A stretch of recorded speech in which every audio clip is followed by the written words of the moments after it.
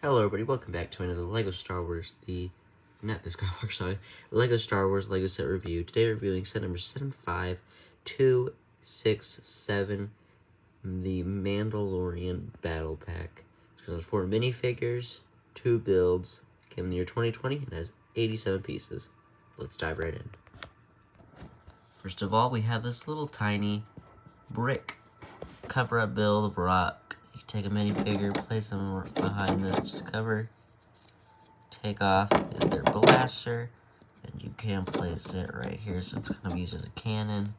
Back here, place a blaster on there if you wanted, or also on top of here. Just a little base, probably the boringest part of this build. Then we have this Mandalorian speeder bike, and I did do my research. This is a speeder bike that they did commonly use, but it's usually a lot less dirtier than this. This is a lot rusted, a lot more handmade, but still cool nonetheless. There's 2 blasters on the side, as you can see. You fit 1 minifigure. There's a little thruster back there. Cool little design, pretty little cheap price. The first minifigure we have is a female Mandalorian tribe member with the nice orange and gray color palette. This is the stud blaster. A black, kind of brownish cape. Printing is on the back. She does come with a rangefinder antenna. Of course, none of these minifigures have heads on the inside, so I won't really point that out. That's just black. Cool figure nonetheless.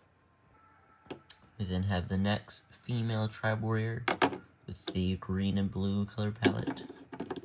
This one, surprisingly enough, is the only figure in this pack that's not exclusive, because you can also get this figure in a foil pack. So I did do my research. Probably my favorite minifigure in the set nonetheless, though. It's printing on the back, of course. And no printing on the head, but does come with an antenna. We then have the orange and brown trooper. He is male. There's no printing on the legs, which is the only minifigure in this pack that doesn't have any printing on the legs. Because of the blaster, of course. No printing on the inside of the head, no rangefinder.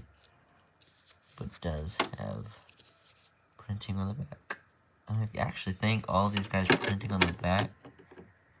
Well, and I take that back. All they're printing on the front. Well, look at the figures right now. I'm trying to see. I think they're... So some of them are different. So these 2, are different. So this one matches up with this one, though, the torsos. I'm guessing this one matches up with that one. No, it matches up with this one. So this one kind of has its own mold here, which is interesting. Well, they all have different stuff because the belt on this is different. So they're all really mix and match, which is special to say the least. We then have the blue and gray. He's also a great one. He has the same hole in his head where Boba Fett has his, but it's covered in purple stuff. You can faintly see that little circle. Does come with a blaster as well, with a very special looking cape compared to the others. And as you can guess, printing on the back. And printing on the legs too. And that is my review for the Mandalorian Battle Pack. There's only been 2, and the original one back in 2013 was actually one of my first LEGO sets I ever got. So seeing this redone, renewed in a different way is just really nice, with the speeder bike actually being the same, just recolored pretty much with blaster studs. And these minifigures are really nice too, with all the differentiates. You can create your own Mandalorian with them. Very good for custom figures. And an easy way you get a bunch, you make a little Mandalorian army. I think the only disappointing build was this little rock thing, but I'll let it slide. In all, this is an 8 out of 10 for me. Thanks for watching. I'll see you on the next one.